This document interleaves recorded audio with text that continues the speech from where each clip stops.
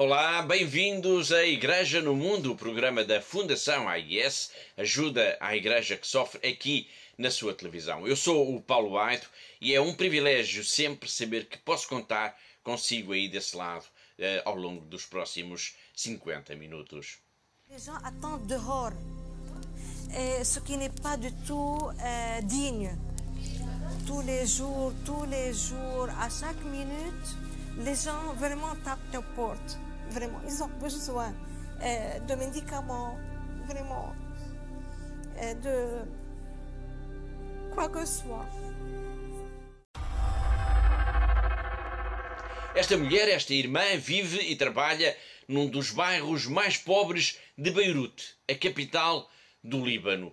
Ela chama-se Juliette, pertence às religiosas do Sagrado Coração de Jesus e está na paróquia maronita de São José. Ela pede-nos ajuda para poder ajudar as pessoas que se acotovelam do lado de fora de casa das irmãs. As suas lágrimas dizem tudo. Ela tem muito para contar, mas nenhuma palavra foi mais expressiva do que estas lágrimas que lhe correram pelo rosto quando esteve a falar connosco. A Fundação AIS é isto, é ajudar esta igreja que sofre, que é pobre, que é perseguida e que precisa de ajuda. Além do Líbano, também da Síria nos chegam angustiantes pedidos de ajuda. Ambos os países, o Líbano e a Síria, atravessam uma das mais graves crises da sua história e as comunidades cristãs estão mesmo em risco de não sobreviver. Por causa disso, para se poder ajudar esta irmã Juliette e todas as irmãs Juliette que há no Líbano e na Síria, a Fundação AIS lançou uma enorme campanha de Natal. Este vai ser, claro, um dos temas principais do programa de hoje e para nos falar desta campanha de Natal, mas também de todos os temas que estão a marcar a atualidade, vamos ter connosco, como já é habitual, a presença da Catarina Martins de Betancourt, a diretora da Fundação AIS aqui em Portugal. Olá, Catarina. Olá, Paulo, e olá também a todos os nossos telespectadores. Mas não vamos falar apenas do Líbano e da Síria. Moçambique, Espanha, Nigéria e Bahrein, por exemplo, são outros países em que iremos de alguma forma também visitar aqui ao longo desta hora. E vamos começar pela Nigéria. E esta é uma história para a qual eu chamo já a sua particular atenção. A Fundação AIS conseguiu falar com uma rapariga, uma jovem, que esteve 9 anos em cativeiro numa floresta às mãos de um grupo terrorista, o Boko Haram. Infelizmente nós não temos nenhum registro áudio ou vídeo de Mariamo, é assim que se chama esta rapariga, mas temos de contar a sua história. Mariamo Joseph tem hoje 16 anos de idade, mas era ainda uma criança quando Catarina foi levada da sua aldeia pelos terroristas. Sim, Paulo, ela foi raptada, portanto, em 2013, aos 7 anos, juntamente com mais 21 pessoas da sua aldeia. Portanto, Mariamo passou todo este tempo num verdadeiro inferno, no acampamento dos terroristas, para onde foi levada na floresta de Sambisa. Portanto, ela conseguiu fugir há 4 meses e aceitou agora partilhar connosco estas dolorosas memórias destes 8 anos, destes quase 9 anos de cativeiro.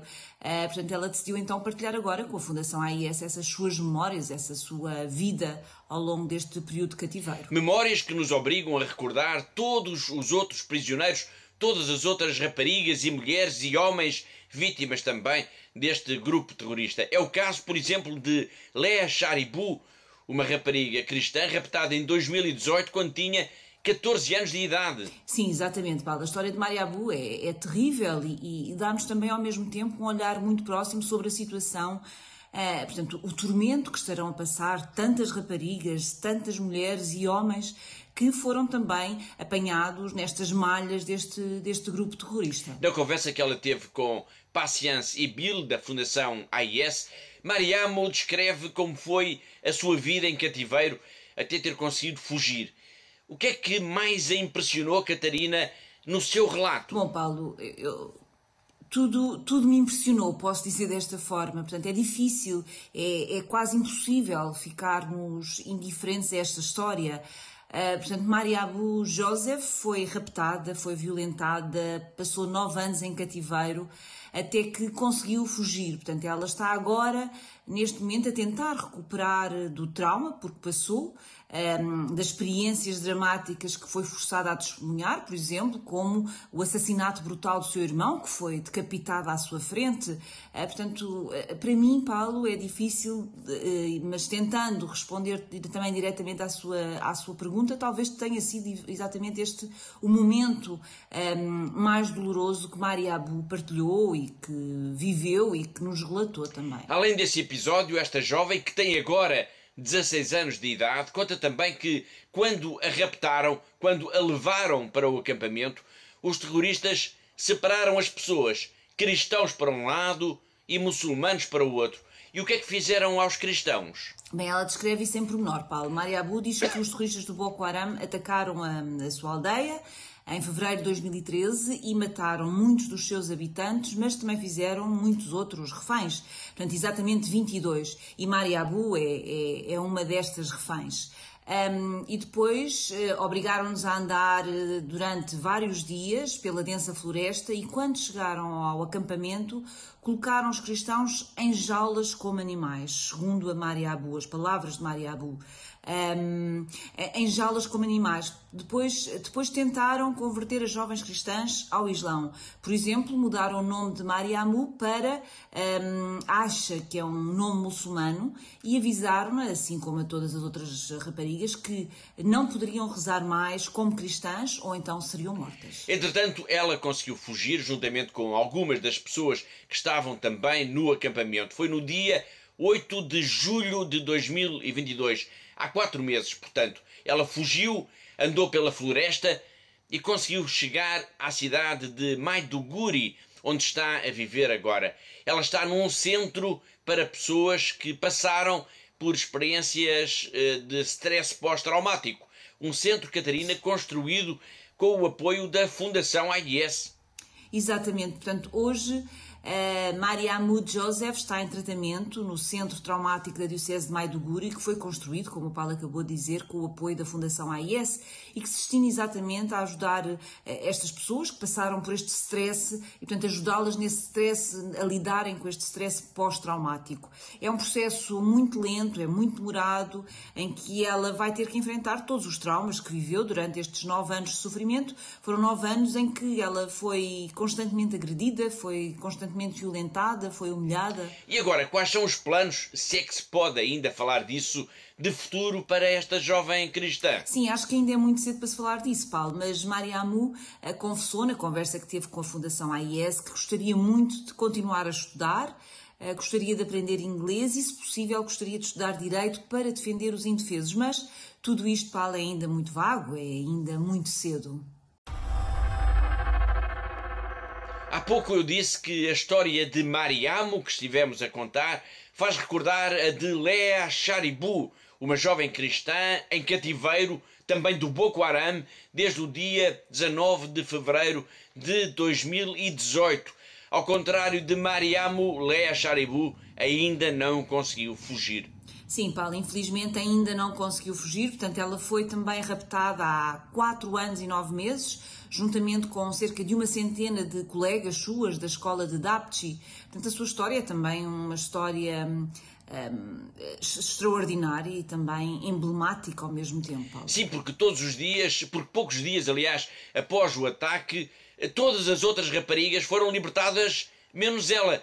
E é aqui, precisamente neste gesto, nesta recusa de Lea Sharibu em trair a sua fé, em trair as suas raízes cristãs, que está toda a heroicidade da sua história. Sim, a Lea Sharibu era praticamente uma criança, ela tinha apenas 15 anos, mas recusou, apesar disso, converter-se, renunciar ao cristianismo como os terroristas exigiam. Então ela teve a coragem, apesar da sua tenra idade, ela teve a coragem de continuar em cativeiro para permanecer fiel à sua religião. Portanto, é verdadeiramente uma heroína e é, sem dúvida, um exemplo também para todos nós, Paulo. Apesar de todos os apelos, nomeadamente de instituições como a Fundação AIS, esta jovem cristã continua refém do Boko Haram. A sua história, tal como a de Mariamo, que contamos, é dramática. Infelizmente, há centenas de Mariamos e de Leas na Nigéria. Muitas outras raparigas e mulheres foram raptadas. há milhares de mortos causados pelos terroristas e há milhões de deslocados. É uma verdadeira tragédia.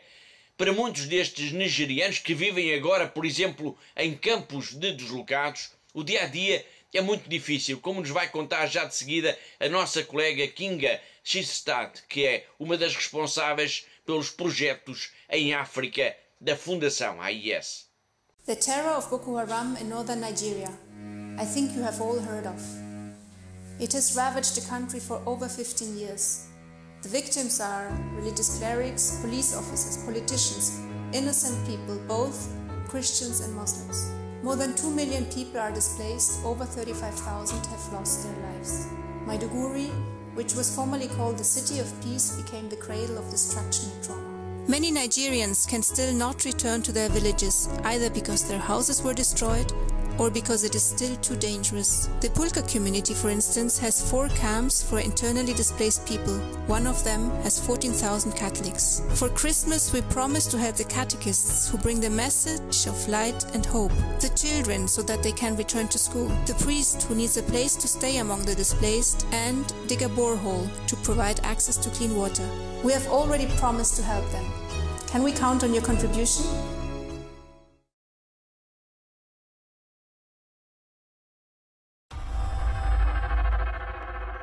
Continuando a falar de África e de terroristas, vamos agora até Espanha, pois 2 missionários, a irmã Glória Narvaez Argotti e o padre Pierluigi Macali, foram homenageados pelo seu testemunho de fé durante os anos em que viveram também em cativeiro.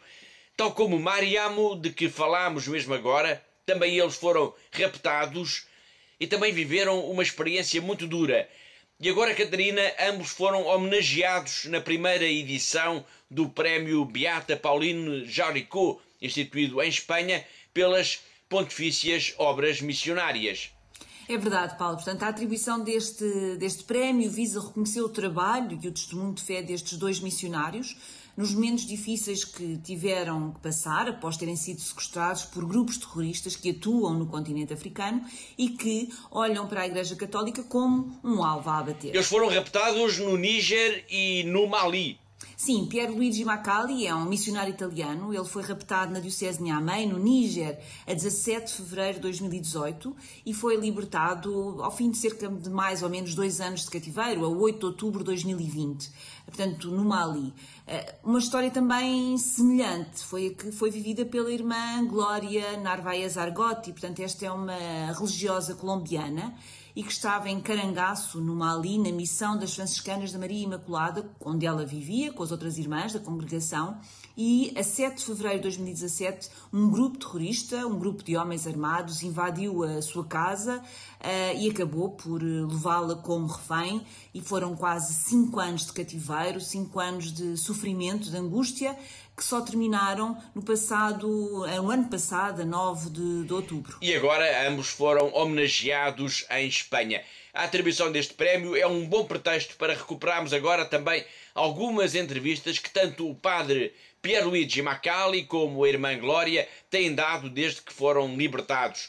O que aconteceu com eles ajuda a perceber também o enorme risco por que passam todos os missionários em certas regiões de África, onde grupos terroristas, grupos jihadistas atuam com quase total impunidade. Escutá-los ajuda também a compreender a coragem de quem arrisca a vida ao serviço dos outros, ao serviço da Igreja. Vamos agora rever hoje as palavras do padre Pierluigi Macali numa entrevista em exclusivo à Fundação AIS aqui em Portugal. Foi em agosto do ano passado. Ele tinha acabado de chegar de Fátima, do Santuário de Fátima, onde foi rezar como um simples peregrino para agradecer a Nossa Senhora a sua libertação. Sì, io ho un dovere di riconoscenza verso Maria e credo in modo particolare la Madonna di Fatima, perché la mia liberazione è avvenuta nella festa della Nostra Signora del Rosario. È stato liberato l'8 ottobre 2020, ma la sera del 7 ottobre, festa del Rosario, ecco, mi hanno annunciato libération, c'est fini. Ecco, è stato questo legame anche simbolico che ho voluto onorare venendo a Fatima in questi giorni, pregare il rosario, ringraziare Maria della sua intercessione, ringraziare Dio di questa liberazione che è stata, secondo me, ecco, il frutto di tanta preghiera, non solo personale, della mia famiglia, del mio villaggio. Ogni giorno, da quando sono stato rapito, hanno pregato ogni sera il rosario nel mio paese. Così nella mia diocesi ogni 17 al mese hanno fatto marce, hanno fatto momenti di preghiera, ma so che anche in altre parti del mondo hanno fatto davvero, ecco, c'è stato un fiume di preghiera. Ecco, io credo davvero che la preghiera abbia aperto la porta della mia liberazione. E agora vamos até Moçambique e vamos falar ainda da irmã Maria de Copi, assassinada durante o ataque à missão de Chipé no dia 6 de setembro, pois são muitos os que falam já na abertura de um processo de beatificação. Nós próprios já aqui abordámos este tema há algumas semanas e voltamos agora a ele, pois, entretanto, conseguimos contactar com o bispo de Tete, Dom Diamantino Antunes, que tem em mãos precisamente vários processos de beatificação de mártires da Igreja moçambicana, nomeadamente o dos catequistas de Goiúa. Ele será das pessoas, penso eu, que melhor nos pode explicar como é que o caso da irmã italiana assassinada pode agora evoluir num caminho que muitos já acreditam a levará até aos altares. Para já, a certeza de que este processo, segundo as regras da Igreja, só pode avançar ao fim de 5 anos, ou seja, em 2027. Mas o melhor mesmo é escutarmos Dom Diamantino Antunes, o bispo de Tete. Sobre o processo de beatificação da irmã Maria de Copi, de facto só pode começar 5 anos depois da sua morte. Portanto, não é uma coisa de imediata, só 5 anos depois é que isso pode acontecer. Estamos a falar a partir de 2027. Para tal é necessário que alguém se faça como autor da causa. Penso que terá que ser, será obviamente a Congregação das Irmãs Combonianas, a qual faz um pedido ao Bispo de Nacala para autorizar a abertura da causa. E a causa só pode começar com a autorização do Bispo diocesano, coisa que é evidente que dará, não tenho nenhuma mínima dúvida. E depois é necessária a nomeação de um postulador, o qual deverá começar a recolher tudo o que foi escrito sobre o assassinato da irmã, na comunicação social, etc, etc. Também os escritos da irmã, outros documentos e é evidente que recolher os testemunhos orais daqueles que conheceram a irmã em vida, mas sobretudo aqueles que testemunharam a sua morte e o contexto em que ela aconteceu e possivelmente, isso que seria muito importante, encontrar um dos membros do grupo que assassinou a irmã e dizer quais foram as causas que estiveram por trás deste macabro assassino. Foi o bispo de Tete ao telefone para o nosso programa a dizer que o eventual processo de beatificação da irmã Maria de Copi terá de esperar ainda 5 anos antes de avançar. A notícia do assassinato brutal desta irmã, uma religiosa, recordo, com 83 anos de idade, durante o assalto terrorista à missão católica de Chipene, na diocese de Nacala, no início de setembro, correu o mundo. Vamos agora ver uma reportagem produzida pelos nossos colegas do Rome Report sobre este ataque a Chipene, mas essencialmente sobre a irmã, uma pessoa adorável que era vista por ali, por terras moçambicanas, como uma mãe. Uma reportagem que é também uma homenagem a esta mulher que deu a vida ao serviço dos outros. Comboni Sister Maria de Copi was killed by jihadists in Mozambique on September 7th. She lived at the Chipene mission with 2 priests and 4 other Comboni sisters. Her death has left a great void in the community. Todos la llamaban Nuestra Madre. Everyone called her our mother. They considered her a real mother. Her dedication since she arrived 59 years ago was always to work for peace. She listened to, cared for, and accompanied the majority of the poor Mozambicans in the mission, all the Christians, but also all the Muslims. A few days after her death, Pope Francis prayed for her after the Angelus in St. Peter's Square. In questo momento di preghiera mi è caro ricordare Sor Maria de Coppi, missionaria comboniana, uccisa a Chipenne, in Mozambico, dove ha servito con amore per quasi 60 anni. La sua testimonianza dia forza e coraggio ai cristiani e a tutto il popolo mozambicano. The Bishop of Nacala described the people who carried out the murder. Son jóvenes que están engañados por... They are young people who have been misled by money. They've taken up arms. This started about 20 years ago when they started to build fundamentalist mosques here, and they're still being built. Bishop Vera has a close relationship with the Muslim community, and he recognizes that these groups are not associated with traditional Islam. Whenever he visits a community, the Muslims are very active in participating in religious activities. Estuvieron incluso en la misa. They were even at Mass. They participated in the Mass and there were confirmations. We finished the Mass. I let them talk a little bit, say hello. Then they did their prayer there, apart, at 12 o'clock under a tree. And then we all ate together. I mean, it's not a problem of religion. So here we collaborate and we work together. We work with Muslims, Christians, with whomever. The Pontifical Mission Societies highlight the missionary life of Sister Maria de Coppi. She spent 59 years in Mozambique and served with the mission from its beginning. Thanks to her work, several generations learned to read and were able to find a way out of poverty. I hope that the tragic event of Sister's death can be a tool, first of all, to again search for and find peace for this people, and then may it be a help to recognize the work of missionaries, a work that really benefits the people. It shows how so many missionaries have gone out and often lost their lives for the sake of the gospel. Sister Maria de Coppi's death was like her life, completely dedicated to the service of others. Ainda por África, vamos agora até ao Sudão do Sul, ao encontro de uma irmã portuguesa, neste caso, Beta Almendra, que está na Diocese de Uau, um dos locais onde as crianças estiveram a rezar com a Fundação AIS nessa grande jornada de oração pela paz no dia 18 de outubro. Vamos cumprimentar Nossa Senhora. Foi assim, com estas palavras, que esta irmã chamou as suas crianças para a oração do terço. Foi magnífico. Olá, quando pedi às crianças que fôssemos ao pé de Nossa Senhora, que temos um nicho na nossa paróquia, não há muito tempo, foi uma coisa inaugurada há um ano mais ou menos, disse, vamos lá, vamos cumprimentar a Nossa Senhora. E depois vieram estas crianças, que são um grupo muito, muito especial, é um grupo de crianças, ajudam crianças, infância missionária, e tiveram um dia de festa muito bonito no domingo passado, no outro domingo sim, e depois pedi a elas para realmente viéssemos rezar o terço, viéssemos juntar ao pé de Maria. Depois foi lá que eu expliquei o que é que ia acontecer. E com esta, eu chamo-lhe a Mama Susana, disse-lhe, ok, vamos dizer às crianças que vamos propor que rezem o terço, porque o terço em todo o mundo explica-lhe a situação, não é? De rezar pela paz.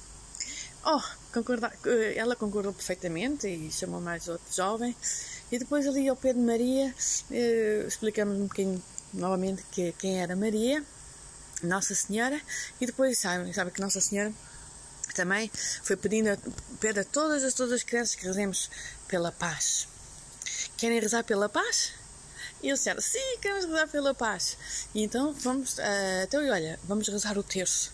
É uma oração que lembramos sempre, que rezamos sempre com Maria. Então, alguns tinham o terço, outros não tinham, mas explicamos também como se rezava o terço. Uns já sabiam, outros não. E fomos rezando em várias línguas. Rezamos em inglês, rezamos em árabe, rezamos em dinka. E sempre cantando nos intervalos. E as crianças estiveram ali praticamente uma hora encantadas com a Nossa Senhora. Isto é a grande mensagem. Estiveram encantadas com a Nossa Senhora e rezaram pela paz. Foi muito bom. E de África, neste caso do Sudão do Sul, vamos agora até à China, na Ásia, ao encontro do nosso correspondente em Macau, o jornalista José Miguel Encarnação, que todas as semanas nos traz sempre um olhar muito especial sobre a vida da Igreja. À semelhança do que aconteceu um pouco por todo o mundo, também a fase diocesana do Sínodo dos Bispos foi concluída aqui em Macau, tendo ainda há dias sido apresentadas as conclusões pelo chanceler da Diocese de Macau, o padre Cyril Law Jr. Das conclusões que ficaram dos inquéritos que foram realizados às diferentes comunidades que vivem em Macau, chegou-se à conclusão que a comunidade, seja ela a comunidade portuguesa ou a comunidade em chinesa ou falante de outras línguas, querem que haja uma maior comunicação entre a diocese e as suas paróquias, neste caso são 9 paróquias em Macau, e os fiéis.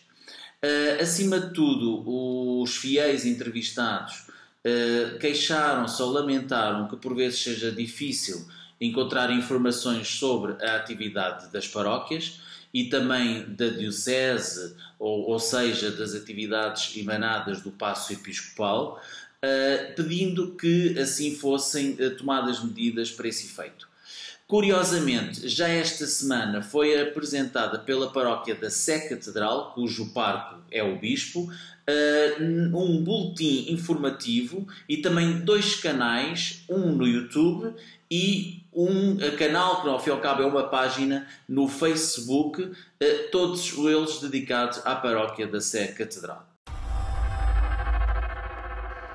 Foi José Miguel Encarnação, o nosso correspondente em Macau, na China, e assim chegamos ao fim da primeira parte do nosso programa. Na segunda parte nós vamos falar ainda de 2 grandes temas. A campanha de Natal da Fundação AIS, em que vamos ficar a conhecer em detalhe a história da irmã que vimos em lágrimas logo no arranque do programa, e ainda vamos falar também da Semana Vermelha, outra iniciativa da Fundação AIS que tem como objetivo alertar o mundo para a perseguição aos cristãos. Muitos temas ainda, nós voltamos já depois de um breve intervalo.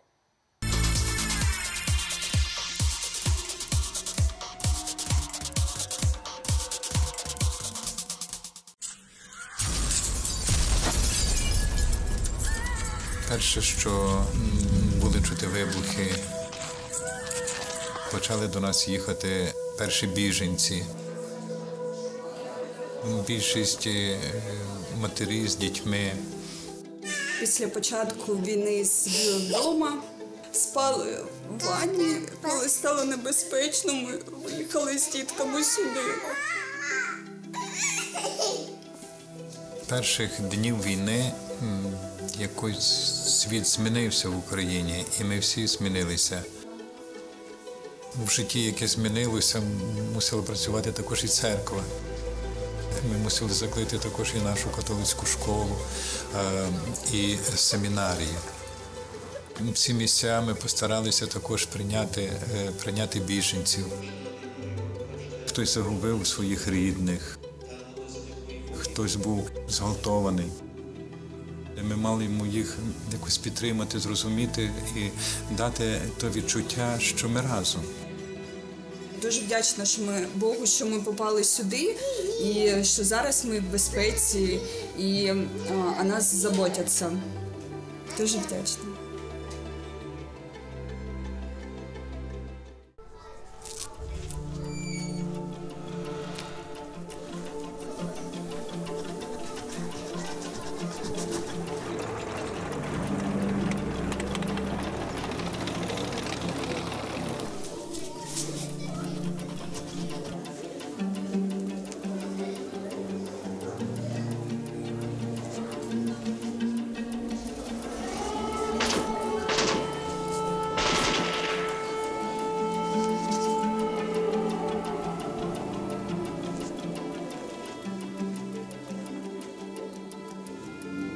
Это российский танк, это украинский. Вот российский, а Россия вот так даже. Вот все, нет России, улетела Россия. Типа.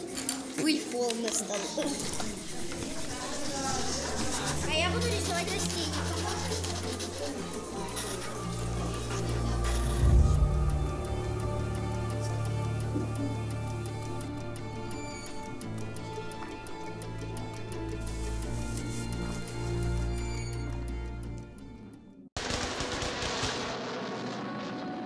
прилетали снаряды туда каждое утро, каждый день, ночь у нас постоянно были обстрелы. Словами это не передать, как мы жили 22 дня в подвале.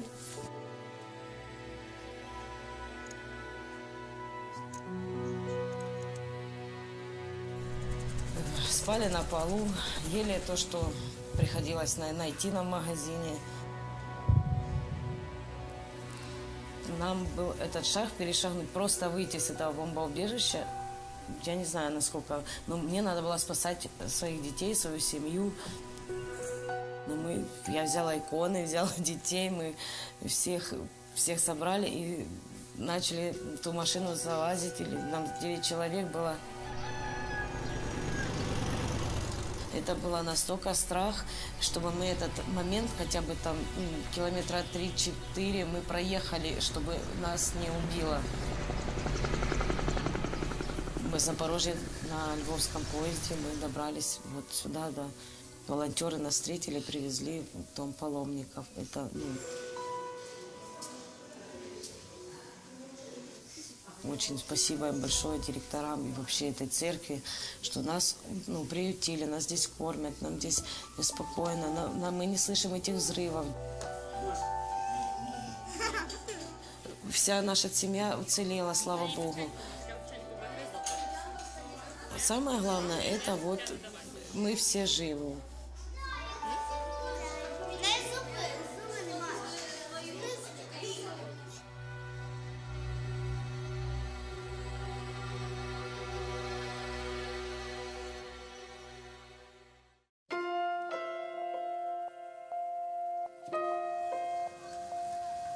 Está a tornar-se cada vez mais difícil para os cristãos de todo o mundo praticar e viver a fé.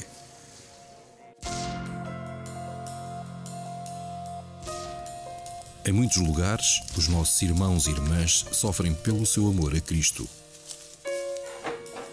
A missão da ajuda à Igreja que sofre é construir uma ponte de amor que permita que a Igreja que sofre e é perseguida testemunhe a sua fé, inspirando aqueles que a ajudam.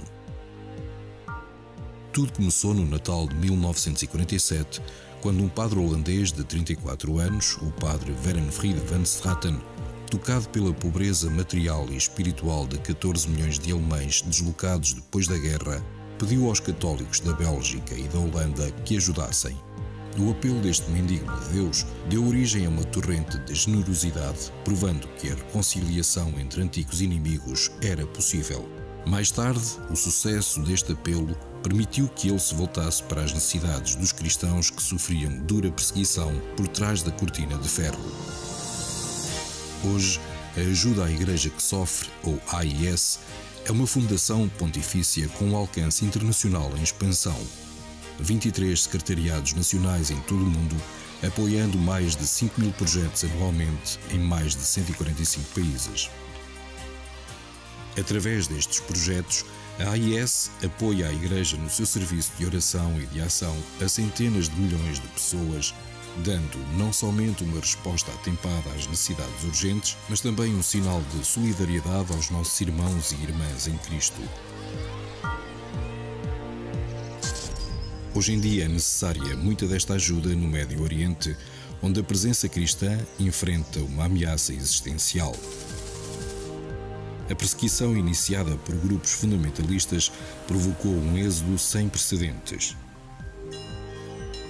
A AIS está empenhada em ajudar estes cristãos deslocados com respostas concretas à forte esperança e fé que mantêm no meio desta situação devastadora.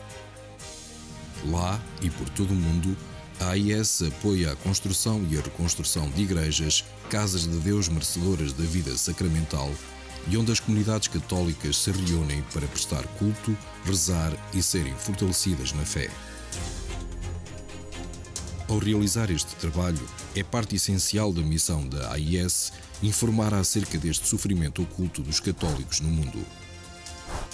A AIS elabora e distribui a nível internacional 2 publicações exaustivas: o Relatório da Liberdade Religiosa no Mundo, uma análise à ameaça à liberdade religiosa em 196 países, e o relatório Perseguidos e Esquecidos, uma avaliação e classificação daqueles países onde os cristãos são perseguidos e oprimidos por causa da sua fé.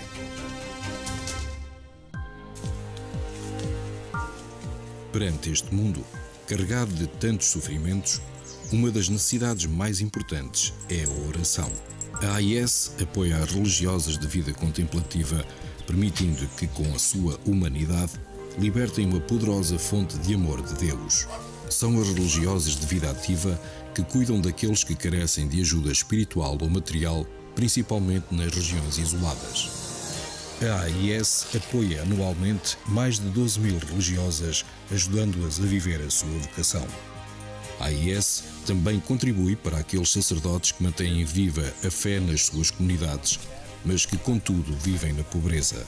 Anualmente, 43.000 sacerdotes recebem estipêndios de missas dos benfeitores da AIS, que solicitam a celebração de missas pelas suas intenções. Estes testemunhos inspiram jovens corajosos a oferecer a sua vida para servir a Igreja. Mas nas regiões pobres, responder a este chamamento é um percurso difícil. Para aliviar esta necessidade, todos os anos a AIS apoia a formação de aproximadamente 13.000 destes futuros padres por todo o mundo. Onde os fiéis não podem ir à Igreja, a AIS ajuda a Igreja a ir até aos fiéis, providenciando os meios de transporte necessários aos padres, religiosas e catequistas para servirem nas áreas mais remotas. Para ajudar a ensinar o Evangelho, a AIS apoia a tradução, impressão e distribuição de mais de 51 milhões de cópias da Bíblia para crianças em 190 línguas. Para muitos, este catecismo com ilustrações coloridas é o único livro que alguma vez terão. A AIS recebe pedidos de ajuda não só para livros, mas também para estações católicas de rádio e de televisão, bem como para a formação de pessoal qualificado para ajudar a espalhar a mensagem do Evangelho nos média. A cruz, o sinal da promessa de Deus, tem guiado o trabalho pastoral de ajuda à Igreja que sofre.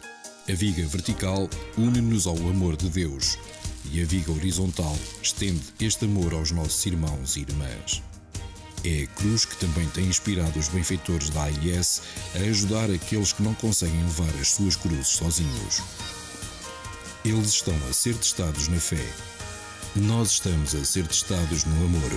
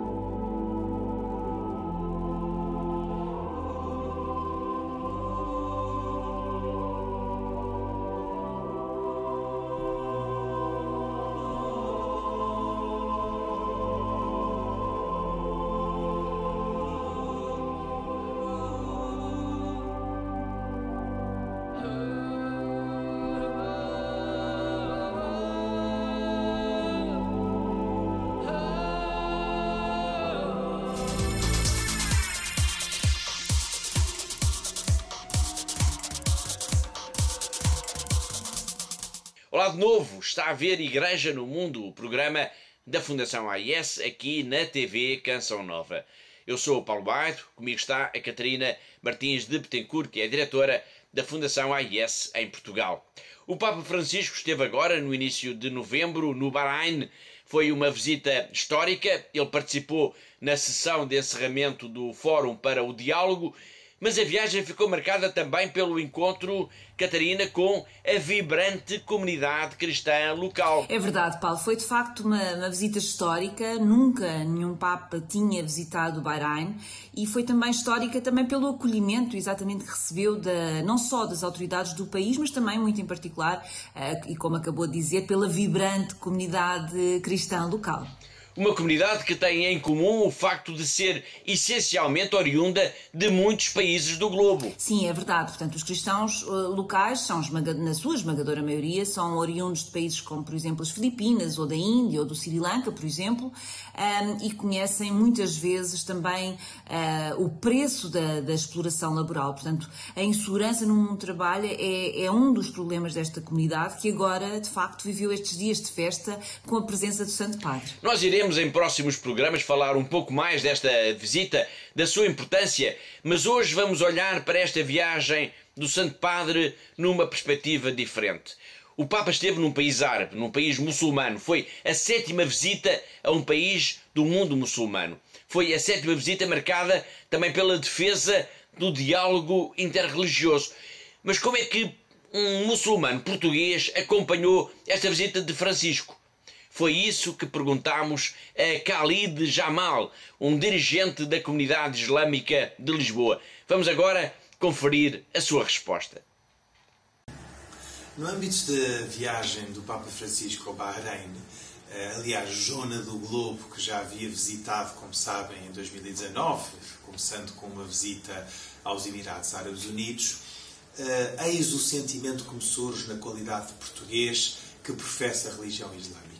Como sabemos, Portugal é um país dos brancos costumes. Aliás, este retangular beira-mar plantado tem sempre optado por uma política e pelo sentimento, digamos assim, do povo português de acolher bem a imigração, de um fenómeno de miscigenação importante e, essencialmente, de manifesto de irmandade e de fraternidade para com culturas diferentes das nossas, enriquecendo-nos através dessa diversidade, em vez de encará-lo como um fator de empobrecimento ou de criação, digamos assim, de um fosso civilizacional. E, portanto, nesse contexto, realço em primeiro lugar que, de facto, esta visita insurge-se numa linha que o Papa tem vindo a preconizar no seu pontificado e que realmente demonstra e denota uma clara abertura em termos de diálogo religioso, interreligioso e civilizacional. Em segundo lugar, esta visita vem sempre na linha daquilo que tem sido a diplomacia ao mais alto nível que a Santa Sé tem feito com outros países. Como sabemos, o momento alto dessa diplomacia foi a declaração sobre a fraternidade humana assinada no dia 4 de fevereiro de 2019. E, portanto, o Papa Francisco e o Imam Al-Azhar demonstraram, através de um gesto simbólico, de uma declaração e de um abraço, que, ao fim e ao cabo, católicos e muçulmanos podem estar mais unidos do que nunca e podem fazer a diferença neste mundo tão conturbado e cheio de guerras que nós precisamos de curar. A terceira e última nota refere-se à sinceridade usada pelo Papa Francisco. De nada vale considerarmos irmãos de fé se não somos capazes de falar das coisas com sinceridade e com frontalidade, acrescida naturalmente da diplomacia e da delicadeza com que as nossas fés e o nosso respeito pelos nossos irmãos de outras fés nos convocam. E, portanto, o Papa Francisco foi ao Bahrein, foi um país que ainda tem uma série de questões sociais, humanas e de direitos para sarar e para curar, e não se coibiu, apesar da relação calorosa e da recepção, calorosa com que foi brindado, de falar destes pontos difíceis. E, portanto, eu diria, em suma, que essa é a dádiva dos crentes, essa é a bênção dos crentes, falar com abertura e com frontalidade sobre os desafios e sobre os temas difíceis que, no fundo, com os quais nós somos brindados. Quase a fechar o programa de hoje, mas não menos importante do que tudo o que já dissemos, vamos agora dar conta de que durante este mês de novembro a Fundação AIS vai lembrar também a perseguição aos cristãos com uma série de iniciativas, não só aqui em Portugal, mas também em muitos países do mundo. Por causa disso, se durante este mês se deparar com monumentos, com catedrais, com igrejas ou até simples capelas iluminadas de vermelho, não estranhe. É sinal de que já começou a Red Week, a Semana Vermelha.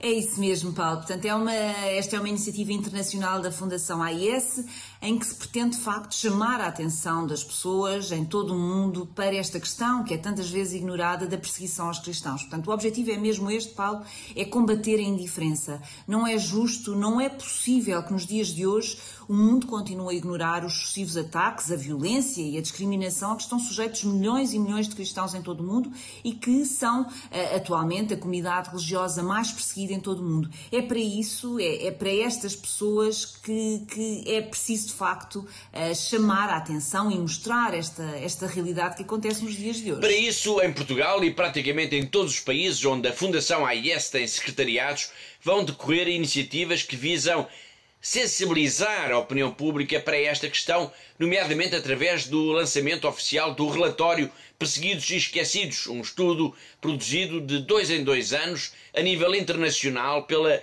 ajuda à Igreja que sofre. No próximo programa nós vamos dar mais informações sobre esta Semana Vermelha, sobre esta iniciativa da Fundação AIS. Estejam atentos a isso.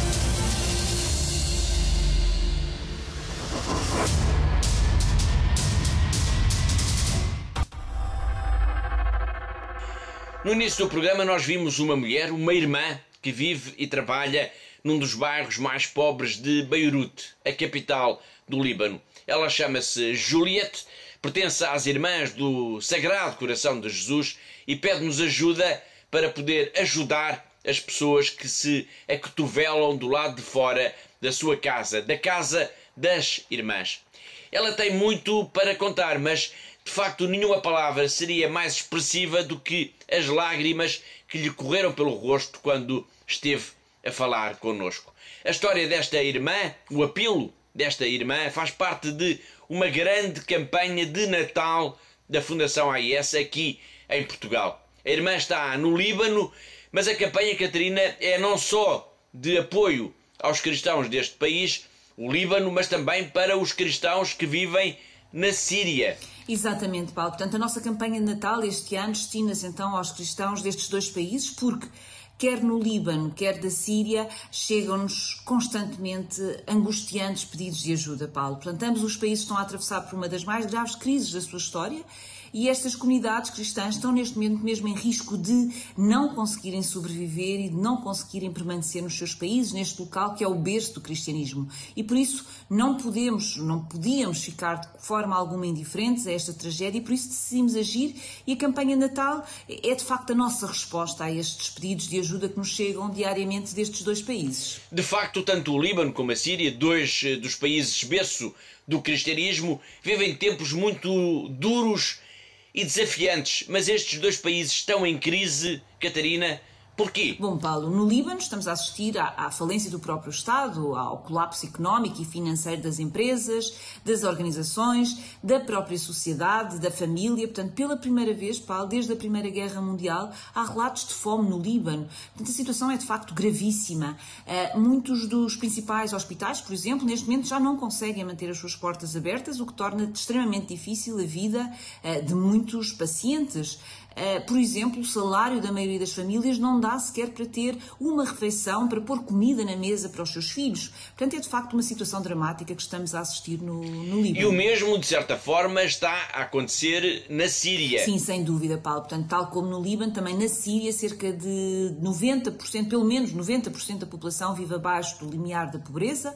Portanto, a situação é também muito grave e arrisca-se neste momento a passar despercebido aos olhos da opinião pública, porque, como sabemos, temos todas as nossas atenções viradas para a guerra na Ucrânia. Só que o mundo se esquece que a Síria também está em guerra e há uma guerra que já existe há 12 anos, portanto, e causou centenas de milhares de mortos, milhões de deslocados em todo o mundo. Portanto, os sírios vivem neste momento uma situação económica muito asfixiante, agravada com as sanções económicas impostas tanto pela União Europeia como pelos Estados Unidos ao regime de Damasco.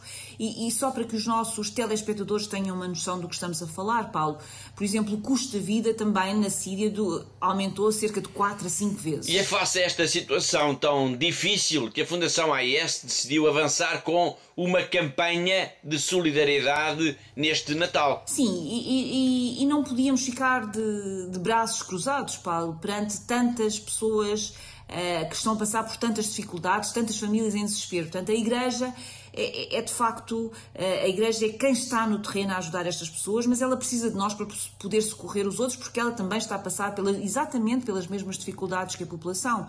Portanto, a nossa ajuda é vital e é mesmo, se calhar, a última esperança destes milhares e milhares de famílias cristãs que estão nestes dois países. E por isso deixo aqui um apelo muito direto a quem nos está a ver neste momento, que nos ajude a podermos ajudar esta Igreja do Líbano e da Síria. Não fique indiferente a estes apelos que nos chegam diariamente destes dois países. Nós temos que ajudar e temos que ajudar hoje, senão podemos estar de facto a assistir ao fim da presença da comunidade cristã nestes países. Nós temos esta obrigação e devemos esta ajuda a todos estes cristãos que vivem nestes dois países. Em alguns dos bairros mais pobres de Beirute, há uma irmã que conhece os rostos e as histórias de muitos dos seus habitantes. Ela vê Cristo em cada um deles e procura resgatá-los da miséria insuportável em que se encontram. Há quem tenha vendido os móveis de casa para comprar medicamentos. Há quem já tenha perdido até a vontade de viver. E há quem todos os dias bata à porta das irmãs implorando por comida. E a irmã Juliette chora de impotência e pede-nos ajuda. Notre mission est de savoir écouter les gens. La région est un milieu très pauvre à tous les points de vue. Les gens attendent dehors, ce qui n'est pas du tout digne. Tous les jours, à chaque minute, les gens vraiment tapent nos portes. Vraiment, ils ont besoin de médicaments, vraiment, de quoi que ce soit. On est tenté à répondre à leurs besoins matériels. Or, on doit les aider à recourir au Christ. J'ai besoin de voir le Christ en eux. Ils ont besoin de quelqu'un qui leur fasse les courses. Par exemple, ils n'ont pas les moyens d'aller acheter des légumes. Ils ont une difficulté de payer leur logement. Ils n'ont pas les moyens de payer l'électricité. Ils ont été obligés de vendre le frigo, de vendre des meubles de leur appartement pour pouvoir acheter soit médicaments, qui n'ont plus l'envie de vivre. Ils ont envie de mourir. Mon rôle est d'avoir aimé la vie pour pouvoir la donner aux autres. C'est difficile parce qu'il y a beaucoup de chômage, personne ne travaille. Et comment alors les gens vont vivre?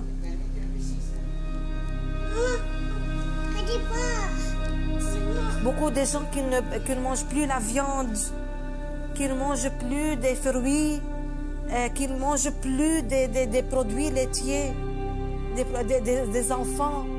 Que de fois des mamans me téléphonent, Sœur Juliette, le frigo est vide. Vraiment.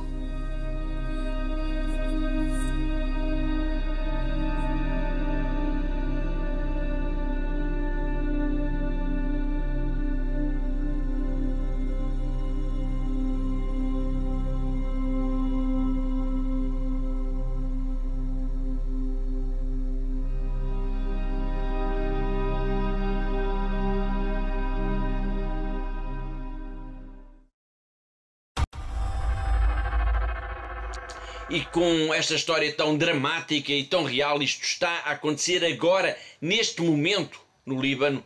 E é com esta história que chegamos ao fim de mais uma edição da Igreja no Mundo. Resta-me agradecer a colaboração da Catarina, a diretora da Fundação AIS em Portugal, assim como de todos os que ajudaram a produzir, a editar e a levar até si este programa. E já sabe, eu conto consigo sempre aí desse lado na próxima semana. Até lá, se Deus quiser.